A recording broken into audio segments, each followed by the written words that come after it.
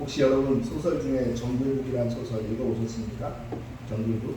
디즈니, 월트 디즈니의 그 디즈니 애니메이션으로 나왔죠. 거기에 남자 주인공 이름이 뭐예요? 뭐라고요? 모글리 맞습니다. 모글리. 예. 원래 그 책은 1894년에 리얼 키플링이라는 사람이 인도에서 있으면서 싸움을 하다가 인도에서 있으면서 있었던 자신의 그 여러 가지 경험을 가지고 그것을 가지고 만든 소설이에요.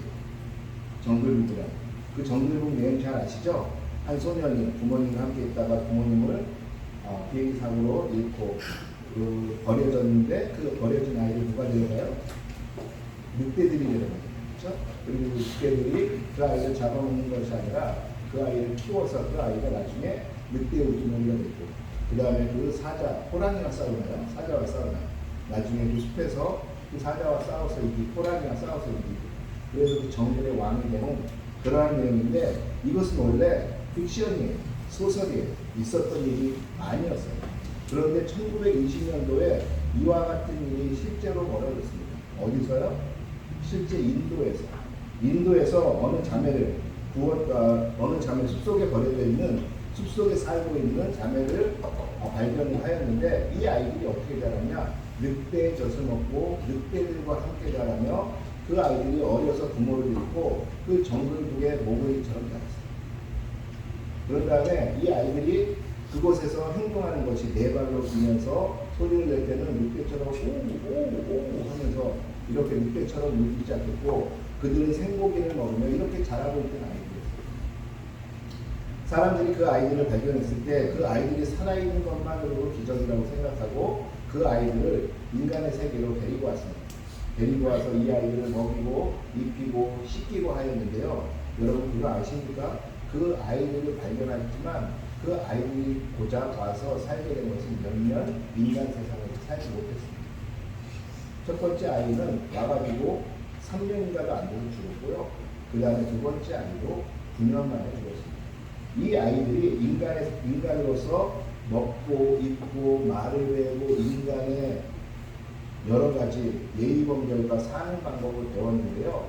나중에 9년을 살다가 죽은 아이가 실제적으로 언어로서 배운 것은 45개의 단어밖에 안 되고요. 그 다음에 이 아이가 인간의 방식으로 무엇을 먹으려고 배운 것이 겨우 포크만 쓸 수 있을 정도입니다. 이 정도밖에 배울 줄 모르겠습니다. 이 아이들은 이미 아이가 아니고 어린 아이, 애기가 아니고 어느 정도 자란 아이들이었지만 이 아이들이 단절된 문화 속에서 사람으로 살기에는 어려웠고 그 아이들이 늑대로 자랐을 때 그 늑대로 자란 문화가 그 아이들의 몸에 배웠을 때는 인간의 세상에 와서 다시 인간으로 사는 것이 너무나 어렵고 아마도 그렇기 때문에 그 아이들이 죽지 않았을까라는 많은 생각들을 하게 됩니다. 여러분 그거 아십니까? 이 아이들뿐만이 아니라 세계 곳곳에는 많은 동물들이 키우는 아이들이 있었어요. 칠레에도 개 아이라는 아이가 있어요. 어느 날 버려진 아이가 있었는데 그 아이가 산속에서 발견되었고 그 아이를 키우는 게 누군가 했더니 교육개들이 아니었어요. 이 아이는 똑같아요. 개처럼 네 발로 먹고 음식을 잡아먹기 위해서 생으로 먹고 잡아먹고 개처럼 먹고 모두가 외형 인간이지만 인간처럼 살아가지 못한 그러한 삶을 살아가는 아이들로 자라났다는 것입니다. 그런 것처럼 여러분 사람이라고 모두 사람답게 사는 것은 아닙니다. 사람은 그 사람으로 살아가기 위해서는 어느 정도 사람의 사회 속에서 살아가야 되고 서로 간의 관계 속에서 살아가야 하는 것입니다. 그 관계가 없이는 사람은 사람답게 살아가지 못합니다. 우리 우스갯말로 이런 말 있잖아요. 사람이라고 다 사람이냐 사람답게 살아야지 사람이지. 이런 말 들어봤나요? 이런 말 들었으면 옛날 사람인데 사람이 살아가는 것은 사람답게 살아갈 때 살아가는 것이에요. 사람이 그냥 외형이 사람이라고 사람이 되는 것이 아니라는 것입니다. 그렇지만 이런 경우도 많습니다. 우리가 잘 아는 것처럼 아무리 힘들고 어렵고 그 역경과 상황이 어려운 상황이라도 어쩌면 좋은 관계 속에서 그 사람이 성공하는 사람들을 우리는 많이 볼 수 있습니다. 대표적인 사람이 누굴까요? 우리가 잘 아는 헬렌 켈러라는 사람이 아마 그럴 것입니다. 여러분 헬렌 켈러는 어떤 사람이에요? 그 사람은 눈도 멀었어요. 귀도 멀었어요. 말도 못해요. 어찌 보면 그의 상황은 아무것도 할 수 없는 상황이에요. 그가 살고 있었던 1900년대 초반에는 그 헬렌 켈러라는 여자가 살기에는 그가 눈 멀고 귀 멀고 말 못하는 상황에 사는 것은 누군가가 옆에서 도와주고 밥 먹여주고 밥이 여기 있다고 이야기해주지 않으면 살아갈 수 없는, 지금에야 어찌 보면은 우리가 의료 혜택이나 아니면 여러 가지 복지 정책으로 인해서 살아갈 수 있는 길이 많겠지만 그 당시엔 그렇지 않았어요. 그러나 그 헬렌 켈러는 미국에서 멋진 인권운동가로서의 삶을 마감하게 됩니다. 그 이유가 무엇이죠? 우리가 너무 잘 아는 그 헬렌 켈러에게는 너무 좋은 관계의 스승을 만났는데 설리반 선생님을 만난 것이었어요. 헬렌 켈러가 이미 세상의 모든 것에서 자포자기하고 아무것도 하기 싫어하고 또한 그가 인생에서 아무런 꿈과 희망을 갖고 살아가지 않는, 거의 어쩌면 사람으로서의 모든 것을 포기하고 살아갈 때 그 설리반 선생님을 만난 그 관계를 통해서 그 헬렌 켈러는 사람으로서의 모습을 찾아가게 되고 꿈을 찾게 되고 그것을 통하여 세상 가운데 나타나서 세상에 미국에서 굉장히 유명한 인권운동가로서의 삶을 마감하고, 그러나 그와 반대인 경우도 있어요. 하나님 주신 재능 또한 세상이 갖지 못하는 재능, 정말 특별한 재능을 가지고 있었지만 그 생이 너무나 비참하고 정말 그 말로가 사람이 생각할 때 너무 안타깝다라고 생각할 수 있는 그러한 삶을 살아가는 사람, 그 대표적인 사람이 바로 우리가 잘 아는 화가 보흐입니다. 여러분, 보흐는 네덜란드에 태어나서 그가 가지고 있는 그 미술적인 재능이라는 것은 누구도 따라가지 못할 재능을 갖고 있습니다. 그가 더 넓은 세상, 미술적으로 더 화려한 세상, 더 성공할 수 있는, 그가 네덜란드에서 프랑스 파리로 왔을 때 그가 만난 그의 스승이 되는 사람, 당시에 미술계에서 거목으로서 미술계를 휘어잡고 있고 미술계에서 많은 사람들을 알고 있었고 많은 관계를 맺고 있었던 그 로크레크라는 사람을 만났습니다. 그런데 그 사람을 만나서 보흐가 그의 삶 그리고 그의 주변이 확장되는 것은 좋았지만 무엇이 문제였냐? 이 로크레크는 술주정뱅이였습니다. 당시에 압센트라는 그 사파이어의 색이라고 불리는 그 술이 유럽에 굉장히 유명한 술이었는데, 이 압센트라는 술에 이미 중독이 되어 있던 이 로크레크를 만났을 때 이 보흐도 이 압센트라는 이 사파이어의 푸른색의 매력에 되기 시작했습니다. 여러분, 그 보흐는 우리가 잘 아는 것처럼 천재적인 화가의 재능을 가지고 있었지만 그는 나중에 어떻게 되죠? 이 압센트라는 술에 중독되어 더 이상은 그가 살아갈 수 없는, 그 몸을 가눌 수가 없는 정도가 됐습니다. 그는 스스로 모든 것이 듣기 싫어 자기의 귀를 잘라버립니다. 그리고 마지막에는 어떻게 되죠? 보호는 권총으로 자기의 머리를 쏴서 죽게 되는 그러한 삶을 나갑니다. 그럼에도 불구하고 우리에게 굉장히 유명한 여러 가지 그림을 남기기도 하지만 그가 그 압센트라는 그리고 로크레크라는 사람을 만나지 않았더라면 과연 그의 삶은 어떻게 끝났을까요? 더 화려하고 멋있고 어찌보면 더 성공적인 삶으로 그의 삶은 마감되지 않을까요? 여러분, 이러한 것처럼 사람은 또한 누구를 만나고 어떻게 만나고 또한 어떠한 상황을 만나서 누구와 관계하는, 이것이 너무너무 중요합니다. 이 관계를 통해서 우리는 세상을 살아간다고 이야기할 수 있습니다. 여러분, 내가 삶으로서 성공했다, 성공하지 않았다 라고 이야기할 수 있는 것은 어떠한 관계를 내가 만들어 왔느냐에 따라서 나의 삶의 성공과 실패가 나뉠 수도 있습니다. 어쩌면 인생을 뒤돌아볼 때, 황혼에서 인생을 뒤돌아볼 때 나의 인생을 뒤돌아보면서 나의 삶은 아름다운 화폭에서 아름다운 그림으로 그려졌어 라고 이야기할 수 있는 것은 어찌 보면 나는 아름다운 관계를 해온 사람이었어 라고 이야기할 때 그렇게 이야기할 수 있는 그러한 상황일지도 모르겠습니다. 이러한 것처럼 여러분, 관계는 너무너무 중요해요.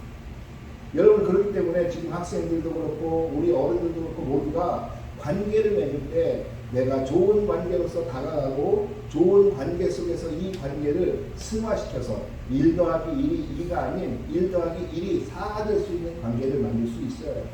여러분, 관계는 그렇게 할 수 있습니다. 그냥 하나 더하기 하나는 수학적으로 둘이 나올 수 있지만 여러분 우리 속담에 백직장도 맞들면 낫다라고 이야기합니다. 그 백직장 그것은 절대로 몇 사람이 들을 수 없는 것이지만 몇 사람이 함께 맞들면 함께 힘을 합해서 관계에서 들면 그것이 그래도 혼자 되는 것보다 훨씬 낫다라는 것입니다. 그러한 것처럼 여러분 어떠한 관계로서 여러분의 삶이 헬렌켈러처럼 될 것이냐 아니면 여러분의 삶이 그냥 고흐처럼 비참한 삶으로 마감을 할 것이냐 그것은 우리의 관계 속에 있다는 것입니다. 여러분 신앙생활도 이와 별반 차이 없습니다. 신앙생활도 우리가 무엇을 어떻게 누구와 관계하느냐에 따라서 우리는 신앙생활이 더 나아질 수 있고 더 나빠질 수 있습니다.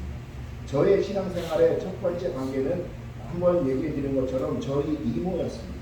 저희 큰 이모를 통해서 처음으로 신앙생활이라는 걸 할 수 있게 되었고 또한 두 번째 제가 신앙생활에서 좋은 관계로 만날 수 있었던 것은 제 중고등부 때 저보다 먼저 나이가 3살 많았던 형, 그 형을 만남으로 해서 교회 생활과 신앙생활이 무엇인지를 알게 되었습니다. 그 형을 통해서 비록 그 형은 제가 중고등부 들어간 지 6개월 만에 연탄가스로 죽게 되었지만 그 형이 저에게 6개월 동안 보여준 그 강렬함은 지금도 잊을 수 없습니다. 가끔 제가 신앙적으로 어려울 때 그때 그 형이었다면 어떻게 할까라는 생각을 지금도 하게 됩니다. 그 관계가 없었다면 어쩌면 저는 지금 이 자리에 서 있지 못할 것입니다.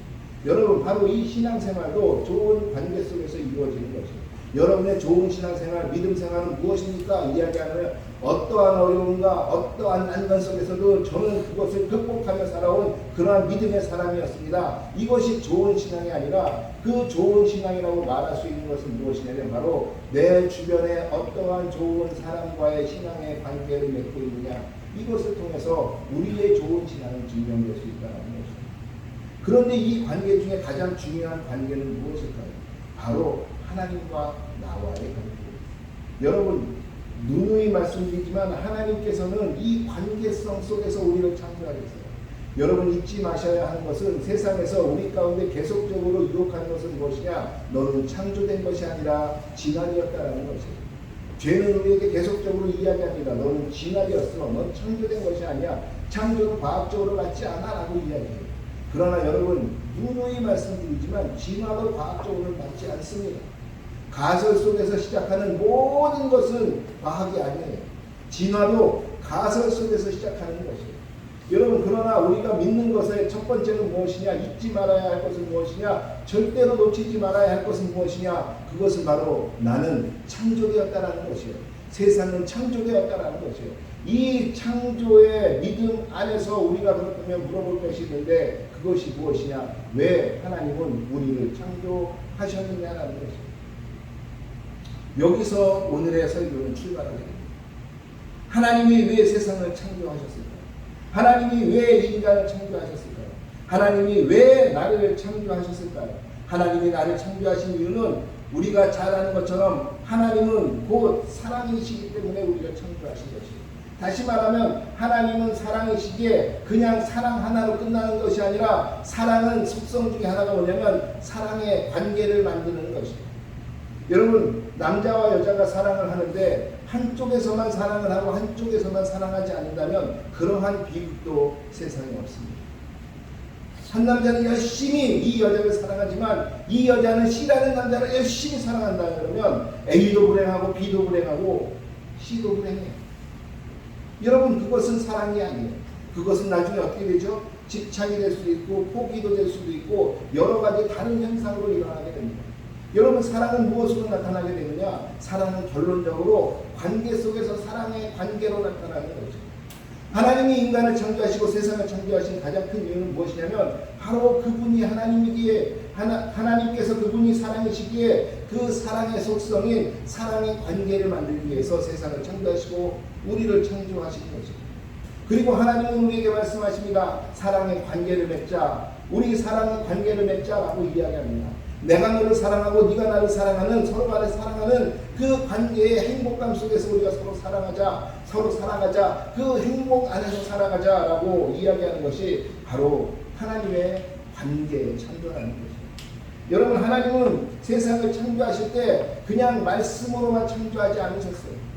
우리는 이렇게 이야기합니다. 태초에 하나님이 천지를 창조하시니라 라부터 시작된 이 창조는 빛이 있으라 하시니 빛이 있었고 에서 끝낼 수 있지만 그렇지 않습니다. 하나님께서는 말씀으로 말씀하실 때 빛이 있으라 라고 말씀을 하시고 하나님은 곧 그가 빛과 어둠을 나누셨다 라고 이야기해요.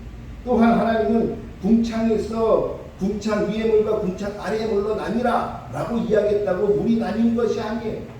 그리고 하나님은 일하십니다. 어떻게? 그가 직접 궁창 위의 물과 궁창 아래의 물로 나누셨더라 라고 성경을 하나님은 말씀하시고 그리고 하나님 그 말씀대로 행하시는 분이 그 말씀대로 그의 일하심이 나타나는 것이 창조의 과정에서 우리는 볼 수 있어요. 그런데 이 창조 과정에서 독특한 창조가 하나 있는데 그것이 무엇이냐? 바로 인간의 창조. 이 인간의 창조는 좀 특별해요. 인간의 창조를 보니까 무엇이 없느냐? 무엇이 있으라, 인간아 있으라라는 하나님의 이 말씀의 보고가 없어요. 말씀의 창조가 없어요. 그리고 하나님은 그 성삼위일체 하나님께서 서로 간에 회의하십니다. 하시기를 우리가 인간을 만들자. 우리가 인간을 만들어서 우리를 대신해서 우리가 만든 이 아름다운 세상을 지배하도록 하자 라고 이야기해요. 그리고선 하나님이 인간을 만드십니다. 인간을 만드시되 남자와 여자를 만드시고 그들을 만드신 후에 하나님이 어떻게 하시죠? 하나님이 그들에게 복을 주십니다. 무엇이냐면 하나님께서 창조하신 후에 복을 주는 정도. 그런데 인간에게 복을 주세요. 생육하고 번성하고 땅에 충만하고 그리고 땅을 정복하고 다스리라라고 이야기합니다. 그리고 하나님이 말씀하시기를 너무 기쁘셨다라고 이야기합니다. 그런데 여기서 창조하실 때 우리가 누누이 얘기하지만 그 핵심이 무엇이냐? 바로 그 핵심은 하나님의 형상이었습니다. 무엇으로? 다른 그 어떤 것도 주지 않은 하나님의 형상으로 인간을 만드셨다라고 이야기합니다. 그러면서 하나님의 형상으로 인간을 만드셨다라고 하고 창세기 2장에 넘어가면 어떻게 해요? 인간을 흙으로 빚으시고 하나님이 그 속에 무엇을 불어넣으세요? 숨을 불어넣으세요. 히브리어는 루하, 영이라는 단어로 번역될 수 있는 이 숨을 불어넣으시고 하나님이 그에게 생명이 됩니다. 살아있는 리빙 비잉이 되었다라고 이야기합니다. 하나님처럼 살아있는 생명이 되었다라고 이야기해요. 다시 말하면 하나님의 형상을 통해서 하나님의 생명으로 태어난 존재가 바로 인간이에요. 왜 인간을 만드셨죠? 바로 우리가 서로 관계 속에서 사랑하자라고 만드셨기 때문에 그렇죠. 여러분, 바로 하나님은 우리와 관계하기로 합니다.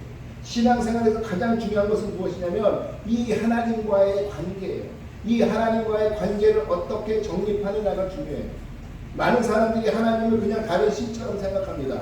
내가 열심히 행하고 도덕적으로 행하고 내가 하나님 앞에서 거룩하게 하는 것처럼 하면서 하나님의 뜻을 이루어드리고 그렇게 하면 하나님께서 나를 어여삐 보셔서 하나님께서 내가 원하시는 것을 들어주지 않을까. 하나님, 제가 이번에 꼭 A 맞게 해주세요. 하나님, 제가 이렇게 열심히 공부하잖아요. 하나님, 제가 이렇게 열심히 나와서 기도하잖아요. 하나님, 제가 이렇게 열심히 봉사하잖아요. 그런 이 봉사와 공부하는 것을 어여삐 여겨주시고 이 내가 와서 예배하는 것을 어여삐 여겨주셔서 꼭 A 맞게 해주세요. 이것은 하나님과의 정상적인 관계가 아니에요. 하나님은 우리를 A로서 행복하게 만드신 존재가 아니에요. 그냥 하나님 안에서 하나님을 인정하고 하나님과의 좋은 관계 속에 있으면 우리는 그 누가 주지 못하는 행복 속에서 살아갈 수 있는 그러한 존재로 우리를 만드셨어요. 그러나 우리는 그 모든 것을 잃고 내가 무언가 이루었을 때 행복하다고 생각합니다. 그것이 무엇입니까? 그것이 곧 죄예요. 우리가 성경에서 이야기할 때 죄는 무엇인가요? 인간이 첫 번째 하나님 앞에 지은 죄는 무엇인가요? 우리는 이렇게 말합니다. 하나님께서는 그 열매, 그 선악을 알게 하는 열매를 따먹지 말라고 하셨는데 인간은 그 열매를 따먹었습니다. 하나님께 불순종한 첫 번째 인간이 바로 아담이고 하와입니다. 바로 하나님께 불순종, 이 불순종이 가장 큰 죄입니다. 라고 이야기해요. 또 어떤 일을 이야기합니다. 가장 큰 죄는 무엇이냐면 하나님 앞에서 하나님의 말씀이 아닌 거짓에 속은 것이 가장 큰 죄입니다. 라고 이야기합니다. 또 한 가지 무엇이냐면 하나님처럼 배고픈 마음에 그 선과 악을 알려주는 과실을 따먹었습니다. 다시 말하면 하나님처럼 되고 싶어하는 그 교만이 인간의 첫 번째 죄입니다. 그런데 저는 성경을 아무리 읽어봐도 그게 첫 번째 죄 같진 않아요. 아무리 제가 성경을 보고 연구해봐도 그것이 첫 번째 불순종도 아니고 교만도 아니고 그 사람 가운데서 하나님의 말씀을 안 듣는 그런 것들이 아니라 가장 첫 번째 죄는 무엇이냐면 사단이 뱀이 인간에게 와서 이야기를 했을 때 그 판단을 하나님 관계 안에서 하지 않았다는 것입니다. 그것이 저 과일을 먹으면 너가 하나님처럼 될 수 있어. 선과 악을 알아내는데 그 기준을 네가 알 수 있어라고 이야기했을 때 그것을 보자마자 여자가 뭐라고 그래 성경에서 그 이야기를 듣고 그 열매를 보니 보암직하기도 하고 먹음직하기도 하고 그 지혜를 알게끔 할 만한 그러한 능력이 있게도 보이더라라는 것입니다. 그런 이야기를 들었을 때 하나님과의 정상적인 관계였다면 하나님께 물어볼까? 아니면 하나님께서 뭐라고 말씀하셨지? 하나님이 나에게 뭐라고 하셨지?를 먼저 그 관계 속에서 생각해 보는 것이 첫 번째예요. 그런데 인간이 첫 번째 지은 죄는 무엇이냐면 그 관계 속에서 나의 행동과 결단을 옮기는 그 판단을 그 관계 속에서 하는 것이 아니라 내 주관적인 것에서 시작했다는 것입니다. 그것이 나은 것이 무엇이냐? 불순종이었고 그것이 나은 것이 무엇이었냐? 하나님의 자리까지 올라가고픈 그 교만이었고 그것이 나은 것이 무엇이냐? 결론적으로는 하나님과의 단절을 가져간다. 여러분 죄가 무엇입니까? 헬라어로 죄는 하마르티아라는 단어입니다. 우리가 많이 이야기하지만 하마르티아는 죄라는 원래 뜻은 무엇이냐면 관역이 있는데 그 관역 가운데 화살이 관역을 향해서 정확하게 날아가는 것이 아니라 그 관역을 빗나가는 상황이 하마르티아입니다. 죄는 무엇이냐? 하나님이 저기 계신데 그 하나님을 정확하게 따라가는 것이 아니라 그 하나님의 주변을 바라보며 하나님의 방식이 아닌 것으로 자꾸 달려가는 것, 이것이 죄라는 것입니다. 다시 말하면 죄는 무엇이냐? 단절되는 것이에요. 관계에서 단절되는 것. 이 관계에서 단절되고 또한 단절되는 것으로 죄가 끝나는 것이 아니라 이 단절된 것을 회복해보겠다고 원래 관역이 아닌 다른 곳으로 자꾸 달려가는 것도 그것도 죄예요. 여러분, 내가 오늘 거짓말했어요. 내가 오늘 누구를 미워했어요. 이 모든 것은 우리의 삶 속에서 그 죄 때문에 나타나는 현상들일 뿐이에요. 성경이 이야기하는 죄는 무엇이냐? 왜 하나님과의 관계 속에서 생각하지 않느냐라는 것이에요. 왜 하나님 안에 있지 않느냐라는 것이에요. 왜 하나님과의 관계 속에서 네가 행하지 않고 그 뜻을 따라가지 않느냐라는 것이에요. 가장 중요한 것은 왜 하나님을 너의 주인으로 모시지 않고 왜 하나님을 너의 창조주로 모시지 않고 네가 그 창조주 안에 앉아 네가 그 창조주처럼 판단하느냐라는 것입니다. 관역을 완전히 빗나갔다는 것입니다. 여러분, 성경이 말하는 죄는 이것이에요. 성경이 말하는 죄는 오늘 네가 지금 거짓말했니? 네가 무슨 사기를 쳤니? 이러한 것에 그러한 현상의 성경은 연연하지 않아요. 더 중요한 것은 그 현상들이 왜 나오게 되었는지 그게 더 중요하다는 거죠.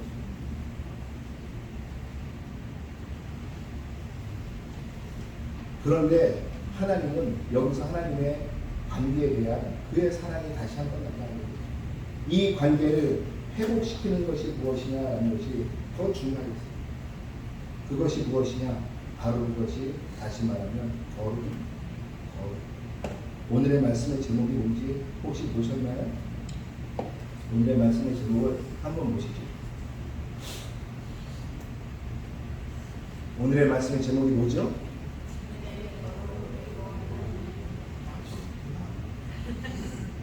네, 죄, 거룩, 그리고 하나님. 그런데 제가 설교를 오늘 아침까지 다시 한번 읽어보다가 이 제목이 잘못됐구나 라는 것을 다시 깨달았습니다. 죄, 하나님, 그리고 거룩입니다. 왜냐하면 죄를 통해서 우리는 하나님과 단절되죠. 그런데 이 하나님과 죄 가운데서 우리를 다시 연결시키는 것이 무엇이냐? 그것이 거룩이라는 것입니다. 여러분, 거룩은 무엇입니까? 히브리어로 원래 거룩은 카도시라는 단어, 또한 헬라어로는 하기오스라는 단어가 거룩입니다. 그런데 이 거룩은 어떠한 도덕적인 깨끗함과 도덕적인 어떠한 우리가 그 도덕적으로 너무 좋다, 이러한 것이 거룩이 아니에요. 삶에서 죄가 없다, 이러한 것이 카도시나 하기오스의 뜻이 아니에요. 이 카도시나 하기오스의 뜻은 무엇이냐면 구별됨이라는 뜻이 있어요.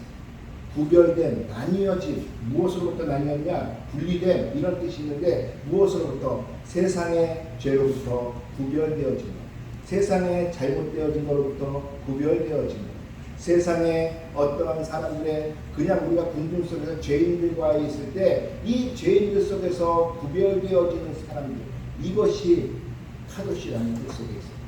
이 거룩은 무엇이냐? 구별되어질 때 거룩해지는 것이에요. 그냥 그 속에서 있으면서 내가 조금 깨끗한 삶을 살고 내가 조금 더 도덕적인 삶으로 거룩하다라고 이야기하는 것이 아니라는 것이에요. 구별되어져서 나뉘어져서 그곳에서 함께 나뉘어지는 삶을 사는 사람들, 또한 그런 것을 거룩하다라고 이야기하는 거죠. 그래서 눈을 이야기하지만 베드로전서에서 우리는 어떠한 사람? 나그네인데 하나님이 특별하게 거룩하게 하나님이 구별하여져서 하나님 때문에 나뉘어져서 세상 가운데 나그네가 되어진 사람, 그 사람들을 뭐라고 부른다고요? 그 사람들을 베드로는 그리스도인이라고 부른다고 이야기했어요. 다시 말하면 세상과 나뉘었기에 그리스도인이 될 수 있는 거고, 세상과 구별되었기에 그리스도인이 될 수 있는 거예요. 특별히 하나님의 은혜로 하나님이 구별해 주신 것이에요. 이 사람들이 그리스도인이고, 여러분, 구별되어진 이 사람들이 다시 말하면 거룩함으로 입음을 입은 사람들이라는 것입니다.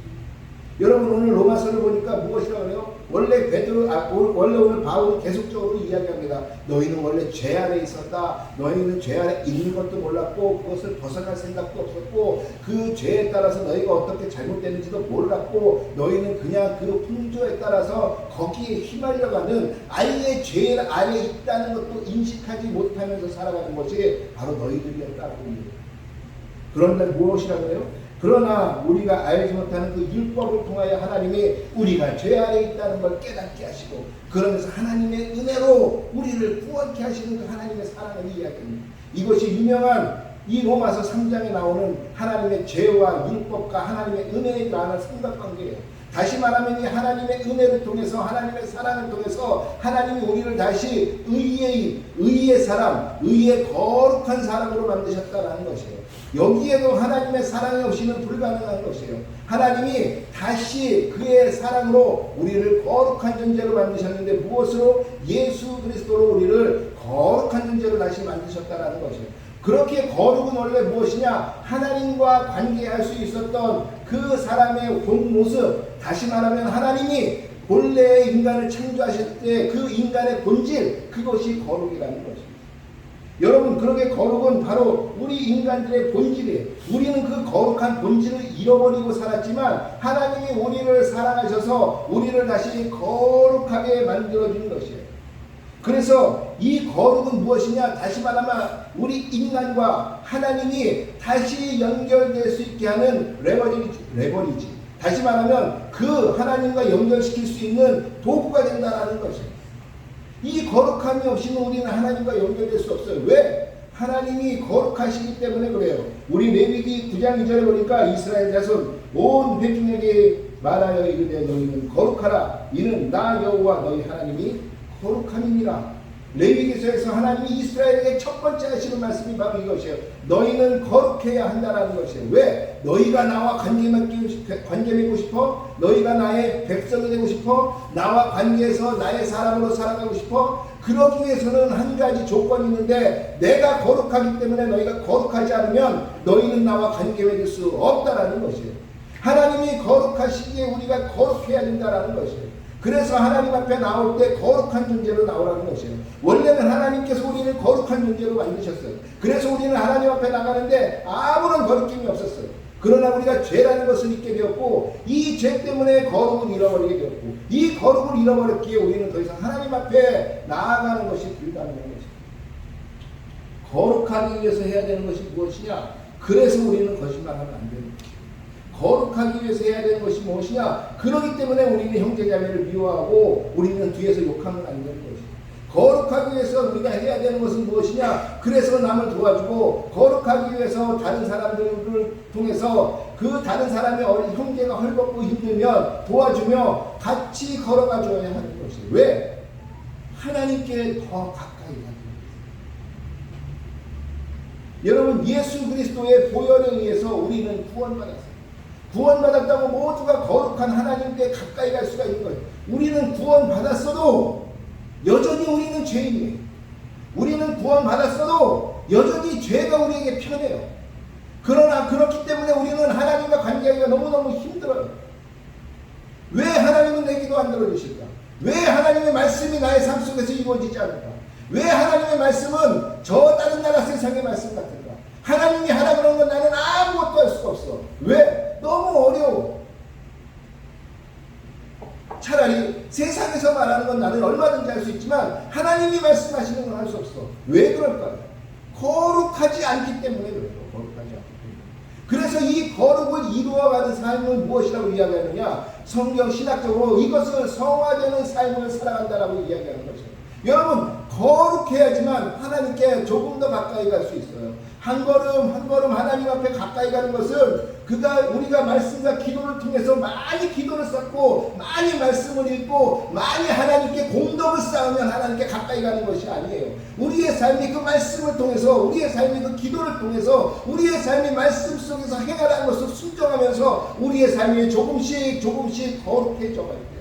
그럴 때 우리는 하나님 앞에 조금 더 가까이 가게 되고, 하나님이 이거는 찰떡이야라고 이야기해도 이것은 콩떡입니다라고 우리는 알아들을 수 있게 되는 것이에요. 아무리 기도해도 하나님이 나에게 응답하지 않으세요. 하나님은 말씀하고 계세요. 그러나 우리가 듣지 못할 뿐이에요. 왜? 거룩하지 않아요. 하나님의 말씀을 듣기 위해서 거룩해야 하는 것이에요. 하나님께 가까이 가기 위해서 거룩하는 것이에요. 그것이 빠지고 거룩함이 빠지고 나는 예수를 믿으니, 나는 교회를 가다니, 나는 당연히 구원받고 나는 복받을 수 있어. 어린 반푼업지도 없는 소리예요. 거룩한 삶을 이루기 위해서, 우리가 하나님 앞에 가까이 가기 위해서 거룩한 삶을 이루을 때 우리는 조금 더 하나님을 알고, 우리는 세상 가운데 더 하나님의 사람으로서 세상 사람들이 저게 하나님의 사람이구나 라고 이야기할 수 있습니다. 지금 세상을 살아보면 상식도 못하는 사람들이 얼마나 많아요. 그러면서도 나는 범죄하지 않았다는 거예요. 아니요, 하나님 앞에서는 모두가 범죄하는 사람입니다. 주일마다 교회 다 잘 나온다고, 내가 기도하는 시간에 빼먹지 않고 나온다고 하나님과의 관계가 좋은 게 아니에요. 내 삶이 그것으로 거룩해져 갈 때 하나님의 관계는 더욱더 가까이 가는 것이죠. 바로 이 거룩은 하나님과 내가 소통하게 하는 창문이 되는 것입니다. 여러분, 거룩한 삶을 영위해 나가고 계십니까? 우리는 이미 예수를 나의 구주로 고백하고, 예수님을 나의 구세주로 영접하고, 하나님을 나의 창조주로 영접한 그러한 하나님의 사람들입니다. 그 하나님의 사람으로서 더 하나님과 가까이가 죄 이전의 아담처럼 기쁘고 행복한 삶을 살기 위해서 우리가 영위해야 할 때, 우리가 해야 할 게 그것이 바로 거룩을 추구하는 삶입니다. 우리가 잃어버린 거룩, 우리가 잃어버린 관계, 거룩을 통해서 만들어갈 때 우리는 작은 것에서도 기뻐할 수 있고, 또한 서로 간에 기뻐할 수 있고, 우리는 하나가 될 수 있는 것입니다. 죄는 무엇이냐? 이 관계를 단절시키는 것이 죄입니다. 모든 것에서 단절을 시키는 것이 죄입니다. 그러면 하나님 앞에서 은혜는 무엇이냐? 거룩을 통하여 하나님 앞에 가까이 가는 것이 하나님의 사랑이며 하나님의 은혜입니다. 이것이 그리스도인의 삶의 첫 번째 스텝입니다. 그러한 거룩한 삶을 추구하시는 저와 여러분에게 주의 이름으로 축원하겠습니다. 여러분은 관계를 우선시하는 사람입니까? 나를 먼저 우선시하는 사람입니까? 여러분들은 관계 속에서 여러분의 존재를 깨닫습니까? 아니면 나 스스로의 욕망 속에서, 본질 속에서 나의 본질을 깨달으십니까? 하나님은 나와 너와의 관계 속에서 너의 본질을 깨닫기 원한다고 말씀하십니다. 또한 하나님은 그 나와 너와의 관계가 너의 주변의 사람들에게도 확장되기를 원한다. 그 속에서 너의 본질을 깨닫기 원한다라고 하나님이 말씀하십니다. 또한 하나님은 인간의 관계뿐만이 아니라 세상 하나님이 창조하신 모든 만물 가운데 그 하나님의 관계성이 드러나게 하기를 원하신다는 것입니다. 그러기 위해서 우리는 상식이라 말할 수 있는 하나님의 거룩을 추구하시는 사람들이 되십니다. 그러한 저와 여러분에게 주의 이름으로 축원하겠습니다.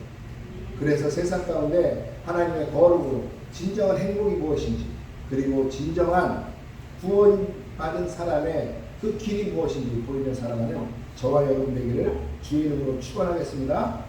축원하겠습니다. 우리 이 시간에 함께 기도했습니다.